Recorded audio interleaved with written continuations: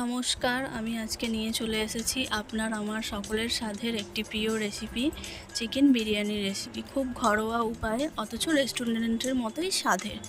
দেখুন, প্রথমেই আমি এখানে নিয়ে নিয়েছি 500 গ্রাম চিকেন এবং 500 গ্রাম চাল নিয়েছিলাম। তারপর আদা রসুন বাটা, 3 চা চামচ আদা রসুন বাটা, এভারেস্টের গুঁড়ো মশলা যে কোনো দোকানেই পেয়ে যাবেন, লঙ্কার গুঁড়ো, হলুদের গুঁড়ো, গোটা বিরিয়ানির মশলা, ঘি, পেঁয়াজ কুচি, 5 থেকে 6টা মিডিয়াম সাইজের পেঁয়াজ কেটে নিয়েছিলাম, একটা গোটা টমেটো, তেজপাতা, কিছুটা গোটা গরম মশলা এবং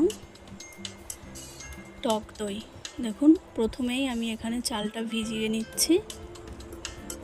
তারপর 1 চা চামচ আদা রসুন বাটা, 25 গ্রাম মতো টক দই, হাফ চা চামচ হলুদের গুঁড়ো, হাফ চা চামচ গরম মশলা এবং হাফ চা চামচ ওই এভারেস্ট বিরিয়ানির মশলা গুঁড়োটা দিয়ে এবং স্বাদ মতো নুন, 4 চা চামচ তেল দিয়ে ভালো করে ম্যারিনেট করে নিতে হবে।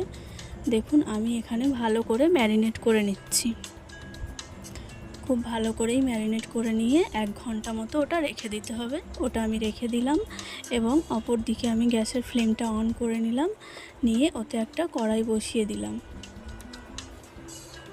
এরপর আলুগুলো কেটে রেখেছিলাম, ওটা 50% একটু সেদ্ধ করে নিয়েছি নুন আর হলুদ দিয়ে।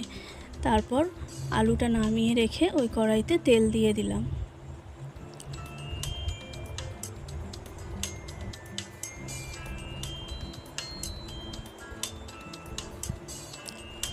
তেলটা একটু গরম হয়ে এলেই ওই 50% সেদ্ধ করে রাখা আলুটা ওই গরম তেলের মধ্যে দিয়ে ভালো করে লাল লাল করে ভেজে নিতে হবে। ঠিক এরকম, দেখুন আমি যেরকমটা লাল লাল করে ভেজেছি, এরকম লাল লাল করে ভেজে নিতে হবে যাতে আলুটা প্রায় পুরোপুরি সেদ্ধ হয়ে আসে।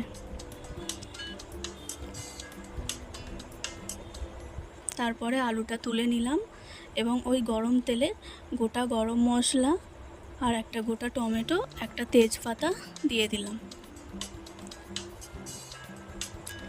গোটা টমেটোটা দেওয়ার অর্থ হচ্ছে চিকেন কষাটা একটা সুন্দর ফ্লেভার আনবে, যেটা দেখতে খুব ভালো লাগবে। এবার আমি কেটে রাখা পেঁয়াজটা ওতে অ্যাড করে দিলাম একটু নাড়াচাড়া করে নেওয়ার পরই। এবার পেঁয়াজটাকে একটু ভালো করে ভেজে নিতে হবে। ঠিক লালচে লালচে কালার আসবে না ততক্ষণ অবধি ভাজতে হবে ভালো করে। দেখুন, আমি এখানে ভেজে নিচ্ছি। ঠিক এরকম কালার আসবে এবং তেলটা ঠিক এরকম পর্যায়ে থাকবে, তখনই 1 চা চামচ রসুন বাটা দিয়ে দিতে হবে এবং ভালো করে ভেজে নিতে হবে যাতে রসুনের কাঁচা গন্ধটা আর না থাকে। দেখুন, আমি এখানে ভালো করে ভাজা ভাজা করে নিচ্ছি।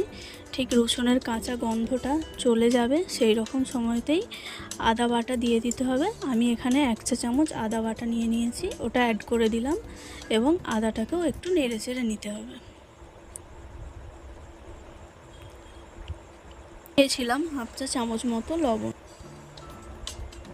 নেড়ে চেড়ে নেওয়ার পর আদাটা বেশিক্ষণ নাড়তে লাগবে না, সামান্য কিছুক্ষণ নাড়াচাড়া করার পরই হলুদ গুঁড়ো দিয়ে দিতে হবে। যেহেতু আমি চিকেনে ম্যারিনেট করাতে হলুদ গুঁড়ো মাখিয়েছি, তাই এখানে হাফ চা চামচ মতো হলুদ গুঁড়ো দিলাম এবং হাফ চা চামচ মতো লঙ্কার গুঁড়ো দিলাম।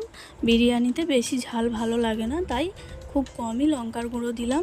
এখানে আমি হাফ চা চামচ মতো লবণও অ্যাড করেছিলাম। এখন তো বাচ্চা থেকে বুড়ো সবাই বিরিয়ানিটা খুবই পছন্দ করে।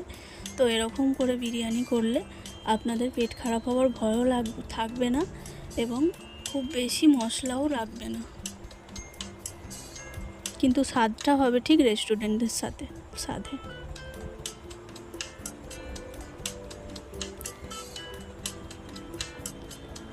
দেখুন, মশলাটা ঠিক এইরকম পর্যায়ে এলেই ম্যারিনেট করে রাখা মাংসটা অ্যাড করে দিতে হবে এবং ভালো করে কষিয়ে নিতে হবে। দেখুন, আমি ঠিক ভালো করেই কষিয়ে নেব। বেশ কিছুক্ষণ নাড়াচাড়া করে মশলাটা চিকেনের গায়ে ভালো করে মাখিয়ে নিতে হবে।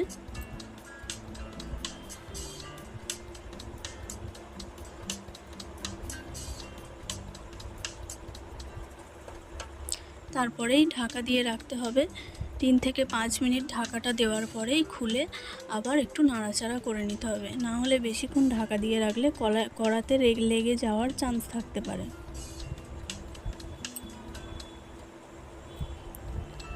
তারপর এই রকম তেলটা ছাড়া ছাড়া হয়ে এলেই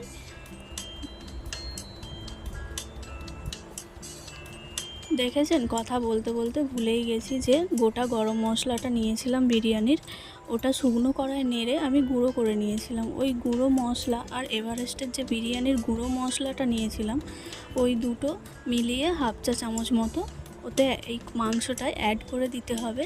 ঠিক যখনই এরকম তেল ছাড়া ছাড়া হয়ে আসবে এবং মনে হবে কি কষাটা একদম প্রায় হয়েই এসেছে, ঠিক সেই সময়তেই চিকেনে মশলাটা অ্যাড করে দিতে লাগবে এবং দেখবেন এরকম ঠিক রেডি হয়ে গেছে চিকেনটা। অপর দিকে আমি গ্যাসের ওভেনটা আবারও অন করে নেব এবং রাইসটা রেডি করার জন্য হাঁড়ির মধ্যে জল বসিয়ে দিলাম আর সামান্য পরিমাণ ঘি দিয়ে দিলাম, যাতে চালটা একে অপরের সাথে জড়িয়ে না যায়। দেখুন আমি চালটা ভিজিয়ে রেখেছিলাম, ঠিক এইরকম হয়েছে। এর মধ্যেই অ্যাড করে দিতে হবে কিছুটা পরিমাণ লবণ। ওই ফুটন্ত জলের মধ্যে ওই ভিজিয়ে রাখা চালটাও আমি কিন্তু 1 ঘন্টা মতো ভিজিয়ে রেখেছিলাম, ওই ভিজিয়ে রাখা চালটা অ্যাড করে দিতে হবে। তারপর 80% মতো ভাতটা হয়ে গেলেই নামিয়ে নিতে হবে।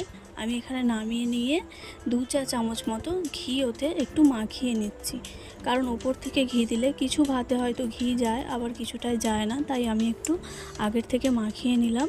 এবং যেই পাত্রে আপনি বসাবেন স্টিমে, সেটা একটু ঘি মাখিয়ে নিলাম যাতে নিচেতে ধরে না যায়।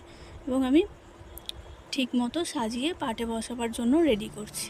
রাইসটা দেওয়ার পর কিছুটা পরিমাণ চিকেন কষা ও কিছুটা আলু অ্যাড করে দিতে হবে আর ঘি বিরিয়ানির ফ্লেভারটা দিয়ে এইভাবেই সাজিয়ে নিতে হবে। দেখুন আমি যেভাবে সাজিয়ে নিচ্ছি। রেডি হয়ে গেছে এবং বসিয়ে দিয়েছি। দেখুন ঠিক এই রকমভাবে গুছিয়ে রেডি করে নিতে হবে।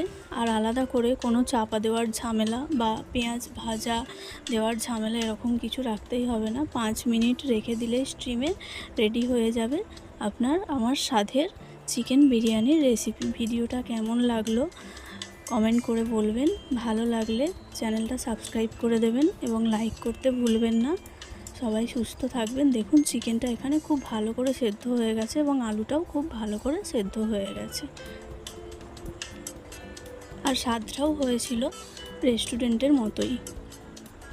এইভাবে চিকেন বিরিয়ানি বানিয়ে দেখবেন বাড়িতে, খুব সুস্বাদু লাগবে। বাচ্চা থেকে বুড়ো সবাই খেলেও কোনো ক্ষতি হওয়ার চান্স নেই। নর্মালভাবে ঢাকা দিয়েই রেডি হয়ে গেল চিকেন বিরিয়ানি। সবাই সুস্থ থাকবেন, ভালো থাকবেন। দেখা হচ্ছে নেক্সট ভিডিওতে। টাটা।